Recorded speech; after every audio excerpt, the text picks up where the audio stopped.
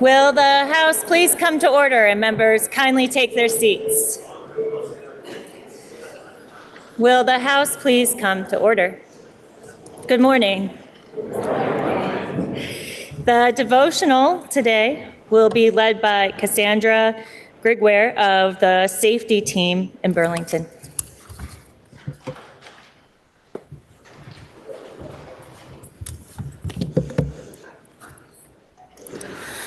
Good morning.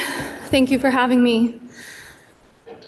In Sister Outsider, Audre Lorde's essay, Transforming Silence into Language and Action, challenges those who maintain their silence. What are the words you do not yet have? What do you need to say? What are the tyrannies you swallow day by day and attempt to make your own until you will sicken and die of them still in silence?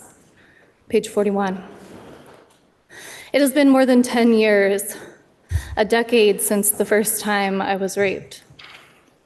He was an enlisted Marine in college, a friend of a friend, the first person I ever experienced sex with. For a long time, I told myself, maybe I just wasn't clear enough. It was a misunderstanding. I let him do it. I remember shivering while the bangs of Saving Private Ryan raged in the background so his suite mates wouldn't hear. 85% of assaults occur with someone familiar to us. The freeze response, or tonic immobility, occurs in more than 70% of sexual assaults. This evolutionary biological reflex operates in the interest of survival, yet renders our lips still, our bodies slow to react. It should not be mistaken for consent, nor justified as one having not said no. How has that traumatic event fundamentally shaped me as a human? There is no going back to before trauma. I'm also a survivor of domestic violence by an intimate partner. Beyond his verbal cruelty and physical outbursts, my abuser frequently pushed sex on me when I explicitly didn't want to, saying, "I'm never raping you," and told me it was normal in a relationship, that I was just fucked up from my past and it was my fault for not speaking up enough. These experiences remain aching in my body, but ultimately the pain has pushed me to grow towards solidarity in a way I never predicted. I now know that 100% of the responsibility for an attack rests on the attacker. There is nothing a victim does to cause an assault. This eradicates any basis for victim blaming or shame. 3 years ago, I was given the opportunity to participate in a therapeutic empowerment self-defense program where I began to unearth layers of personal trauma using my voice and body alongside other female-identified survivors. A group of remarkable women with varied careers and martial arts backgrounds has come together as the safety team to address gender-based violence by promoting education and mindful movement during conditions of safety. Learning the neurobiological and psychological impacts of trauma, which is intricately contained and written in the material body, in combination with strategies for prevention and defense, has grounded me in a return to presence and safety. Metabolizing trauma through practicing blocks, strikes, and escape maneuvers with hand, elbow, knee, and foot, bolstered by voice, invites us to reclaim one's body as powerful. Here I am, training to protect my body among others while we assert each person's right to be safe, respected, and take up space. The unfortunate truth is that we as women have to educate in order to be prepared to act against abuse, violence, and injustice. When we speak beyond the fear in ourselves. Those of us who have the privilege and ability to convert silence into language and action, as Lorde asserts, have a responsibility to do so for those in places where the words of women are crying to be heard. Sexual violence tears at the cultural fabric of humanity by terrorizing women and girls around the globe, as well as people of all genders, so that they become cloaked in silence, struggle to regain autonomy, and are economically crippled by trauma. The world women walk is vastly different from the one men inhabit. While it is true that not all perpetrators are male and men and boys do experience sexual violence, more than 98% of predators are male and over 90% of victims are female. As I discuss violence against women and exchange stories with the women I know, a collective consciousness raising reveals that there are hardly any women we know who hasn't encountered sexual assault, which persists as one of the most significantly unreported crimes. According to the CDC, in the United States, 1 in 4 women report having been raped in their lifetime, and more than 50% of women experience sexual violence other than rape. To be clear, these estimations should be regarded as an underrepresentation, particularly knowing that marginalized BIPOC, LGBTQ+, and immigrant communities face sexual violence at higher rates. For example, more than 1 in 3 Indigenous women face sexual assault as part of an insidious epidemic of missing and murdered Indigenous women in both the United States and Canada, a pervasive legacy of colonization. This pattern spills over the southern border into Mexico, where femicides claim the lives of roughly 10 Latinas every day, and half of women have been sexually violated. On September 16, 2022, Mahsa Amini died in a coma after she was severely beaten by Iran's morality police for wearing an improper hijab 3 days prior. In response, Iranian women led the Woman Life Freedom Revolution in mass protests against gender apartheid, despite being met with ruthless violence and imprisonment by the Islamic Republic regime, including rape and sexual abuse, torture, and execution. Today marks 2 years of devastation in Sudan, where the plundering and exploitation of resources perpetuates rape as a weapon of war. Extreme sexual violence is so rampant that children and even babies as young as 1 year old have been victims, and women and girls bear the brunt of disturbingly routine violations by armed men. In January, more than 165 imprisoned women in Goma, Congo, were raped and burned to death after the women's wing was set on fire during a mass prison break, as M23 rebels captured the city. UNICEF just released an urgent report on more than 10,000 rape cases committed by militant groups just in the first 2 months of this year, where roughly 45% of victims are as young as children, as young as toddlers. Across the occupied lands of Palestine, systemic sexual violence and severe torture has been perpetrated against Palestinian men, women, and children for 76 years in a violent seizure of the Holy Lands and its stewards. While the United States funds the Israeli Defense Forces' decimation of Gaza, from schools and hospitals to bakeries and homes or tents, Israel has increasingly inflicted atrocious acts of sexual, reproductive, and gender-based violence upon Palestinians in a strategic effort to dominate and ethnically cleanse the region. In any escalation of violence, where every other form of abuse is prevalent, sexual violence is no exception. Meanwhile, the sitting president of the United States has a history of dozens of allegations of rape, sexual assault, and sexual harassment, and has been found liable for sexual abuse. The paradigms that perpetuate violence against women are the same patterns of thought that threaten life on our planet. Mother Earth screams for her children as she too is raped by man's insatiable desire for power and control via possession, extraction, pollution, and genocides. Our voices have the capacity to create bonds of connection, promote understanding, cultivate safety, and radically change the world with the strength of empathy. With power, Lord states, your silence will not protect you. But for every real word spoken, for every attempt I had ever made to speak those truths for which I am still seeking, I had made contact with other women while we examined the words to fit a world in which we all believed. May we work together in liberatory struggle to dismantle all systems of oppression and protect human rights and life on earth, our home. Thank you for listening.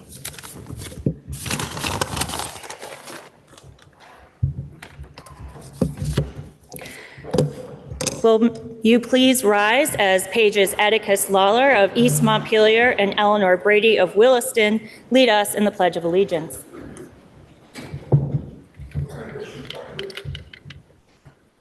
I pledge allegiance to the flag of the United States of America and to the republic for which it stands, one nation, under God, indivisible, with liberty and justice for all.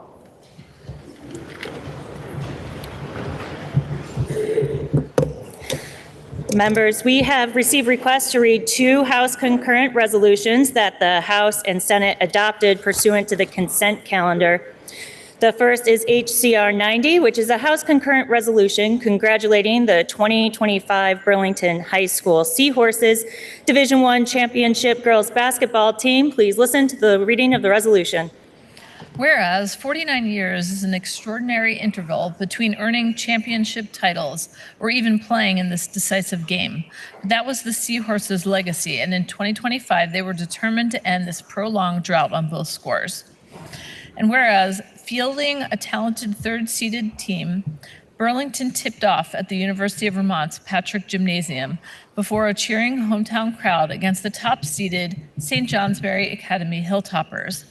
And whereas Burlington emerged onto the court after Wanda Hines, a special fan and supporter, and a Seahorses MVP in 1975 and 1976, the last 2 years the team won a divisional championship, delivered an inspiring pregame pep talk to the players. And whereas the highly motivated Seahorses were in command throughout the game, developing a first quarter 18-point lead, and with two of the girls scoring 20 points each, the 53-33 victory was most satisfying but hardly surprising. And whereas the history-making Seahorses 1904 were Emma Malley, Nyla Mitchell, Bree McDonald, May Yankovic, Hawa Mubarak, Sienna Pitts, Rowan Thomas Demerit, Harper Gutheim, Rosalind Wallstrom, Rosa Corey, and Elizabeth Lorraine. And whereas head coach Beverlis Robertson, assistant coaches Brittany Robertson and Claire Ware, and manager Livia Jatlow Carter were stupendous teachers and supporters. Now, therefore, be it resolved by the Senate and House of Representatives that the General Assembly congratulates the 2025 Burlington High School Seahorses Division I Championship Girls Basketball Team. And be it further resolved that the Secretary of State be directed to send a copy of this resolution to Burlington High School. Next is HCR 91, which is a House concurrent resolution congratulating the 2025 Burlington High School Seahorses Division I Championship Boys Basketball Team. Please listen to the reading of the resolution. Whereas the most enduring boys basketball rivalry in Vermont, matching the top-seeded Burlington Seahorses against the second-ranked Rice Memorial High School Green Knights, was renewed in 2025 in all its glory at the University of Vermont's Patrick Gymnasium. And whereas the emotional level this year was raised considerably, with 2024's leading Rice scorer now assuming the same role for Burlington and achieving 29 points, the most any individual player has scored in the Division I season's finale since 1994. And whereas Burlington, which retained the lead for nearly the entire game, built a 27-22 halftime lead into a 64-60 game triumph. And whereas the exuberant Seahorses were Graham McNeil, Pascal Manzero, Ben Coe, Mohammed Abdirahman, Kamis Ali, Abdi Sharaf, Byron Robertson Jr., Leander Buckley, Michi Kasango, Chris Thompson, Hayden McConville, Tyrell Robertson, Colton Bramhall, Sawyer Judkins, Jimmy Homestead, and Miles Kinney. And whereas head coach B.J. Robertson, assistant coaches Kevin Garrison, John O'Brien, and Deng Adang, and managers Caleb Plouffe, Mustafa Kadir, and Toby Barnaby were each fantastic through the 2024-2025 season. Now, therefore, be it resolved by the Senate and House of Representatives that the General Assembly congratulates the 2025 Burlington High School Seahorses Division I Championship Boys Basketball Team And be it further resolved that the Secretary of State be directed to send a copy of this resolution to Burlington High School. Are there any announcements? Member from Burlington. Thank you, Madam Speaker. You all just heard the two resolutions honoring our two Burlington High School basketball teams. So I just want to say for a moment, if one of these teams had broken a 49-year record, we would be ecstatic. The fact that both the boys and girls team clinched this championship the first time since 1976 is amazing. And I know the entire delegation, which Senator Gulick wishes she could be on the House floor, organized, is very proud and wants to have the body give the Burlington teams the credit that they deserve for working so hard to make the championships in the D1. And I want to say that the boys' record for this year for their team was 19-1. And I know that all of these athletes and their coaches worked really hard. And it's really great news for Burlington, which is sometimes the town that people like to feel is down and under. And certainly the Seahorses have brought us and our city a lot of pride. So I'm hoping the body will give them an ecstatic welcome for clinching it after 49 years. Will the guest member from Burlington please rise and be recognized?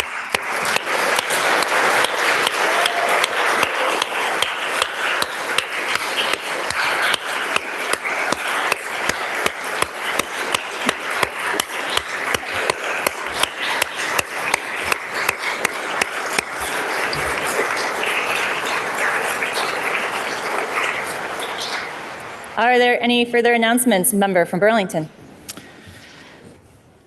Madam Speaker, we heard a devotional today that was deeply personal and very brave, and also talked about the global epidemic of violence against women. Unfortunately, Vermont is not immune from this global epidemic. And 20 years ago, a group of Vermont women came together to try to make Vermont women and Vermont girls safer. They were women from a variety of backgrounds: psychologists, teachers, social workers. They all were also black belts or brown belts in various martial arts, and they created an organization called the Safety Team, which teaches girls and women empowerment, self-defense. They teach classes to help Vermont girls and Vermont women, and outside Vermont now as they have grown, how to avoid dangerous situations. And if you find yourself in a dangerous situation, how to exit without being assaulted. And if worst comes to worst and you are assaulted, how to disable your attacker so you can exit the situation. And Madam Speaker, what they found was that in addition to people who wanted to keep themselves safe, having not been assaulted, there were also survivors of sexual assault who were taking their classes to keep themselves from ever having to go through what they had experienced. And what they learned from working with this group of survivors was that the empowerment self-defense they were teaching was providing therapeutic healing in a way that other therapeutic regimes had not done for many of these survivors. And under the leadership of their president and founder, Dr. Christine de Blasio, they created the world's first course in therapeutic self-defense, allowing survivors to reclaim their bodies and their voices and their space and their place in this world and their safety. Based on that work, Dr. de Blasio was named last year as USA Today's Vermont Woman of the Year. Our devotional speaker today, in addition to being a mother and an artist and an art educator and a survivor, is an instructor in training with the Safety Team. She is joined in the balcony by her colleagues from the Safety Team and I would like to ask us all to recognize the importance of their work by giving them a very warm welcome to the People's House. Will the guest of the member from Burlington please rise and be recognized?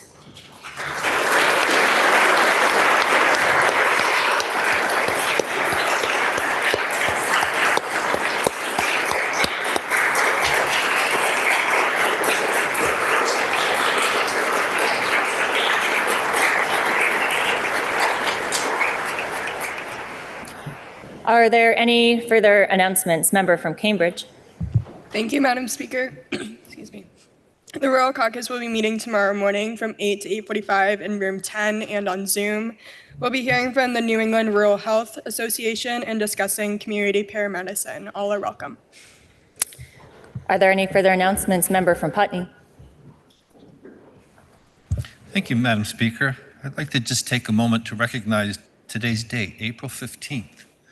And while for some people it's significant for taxes, in the world of professional sports and in the world of civil rights, today's Jackie Robinson Day. On April 15th, 1947, Jackie Robinson became the first person of color to play in a professional sports competition.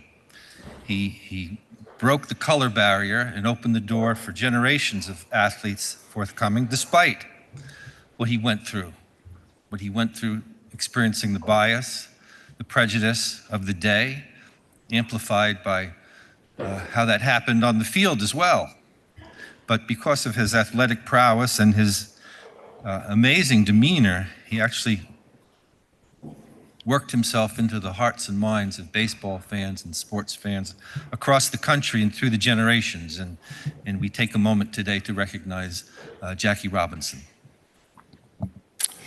Are there any further announcements? Seeing none, orders of the day. Members will begin with House Bill 293, which is an act relating to health equity data reporting and registry disclosure requirements. Please listen to the third reading of the bill.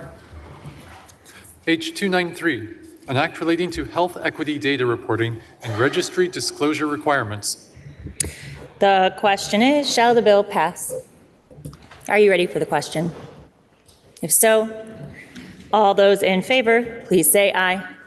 Aye. All those opposed, please say nay. The ayes appear to have it. The ayes do have it, and you have passed the bill. Next is Senate Bill 27, which is an act relating to medical debt relief and excluding medical debt from credit reports. Members, it was discovered this morning that Senate Bill 27 affects the revenue of the state due to its language regarding tax consequences, and therefore is referred to the Committee on Ways and Means pursuant to House Rule 35A. Next is House Bill 80, which is an act relating to the Office of the Healthcare Advocate. The bill passed the Senate with a proposal of amendment that is printed in today's calendar. The pending question is, shall the House concur in the Senate proposal of amendment? Member from Colchester. Thank you, Madam Speaker. H80 does have an amendment which can be found on page 1532 of today's calendar. The Department of Financial Regulations, the AHS, the Green Mountain Care Board, and the Healthcare Advocate, and the Senate all agreed on a few additional changes to H80. These changes clarify the Healthcare Advocate's role on the Certificate of Need process and clarifies when the state government has a duty to share information with the Advocate's office. The House Healthcare Committee considered these changes and concurred with the Senate proposal of amendment with a straw poll vote of 10-0-1, and we ask for your support. Thank you. So the question is, shall the House concur in the Senate proposal of amendment? Are you ready for the question? If so, all those in favor, please say aye. Aye. All those opposed, please say nay. The ayes appear to have it. The ayes do have it, and you have concurred in the Senate proposal of amendment. Members, that completes the orders of the day. Are there any announcements? Member from Barrytown.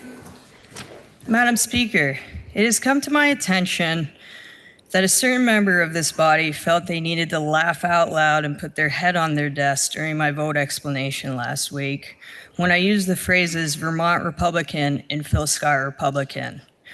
I would like to point out that that was a huge breach of decorum. While we can often laugh together in this chamber, laughing at another member for their words on the floor is not only disrespectful, but a huge breach in that decorum. I know how it feels to break the decorum of this chamber, and I have apologized wholeheartedly to the body. I would like to remind the body that respect and grace are valued above all things in this chamber.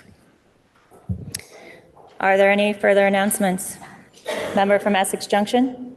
Madam Speaker, House Democrats will caucus in room 11, 10 minutes after adjournment. Member from Poultney? Madam Speaker, House Republicans will caucus immediately following adjournment in room 10. Member from Burlington? Madam Speaker, House Progressives will not be caucusing today. Are there any further announcements? Seeing none. Member from Poultney, can you please offer us a motion to adjourn until Wednesday, April 16th at 1 p.m.? Madam Speaker, I make a motion this body stand in adjournment until Wednesday, April 16th, 2025 at 1 p.m. You have heard the motion. Are you ready for the question? If so, all those in favor, please say aye. Aye. All those opposed, please say nay. The ayes appear to have it. The ayes do have it, and this body stands in adjournment until tomorrow at 1 p.m.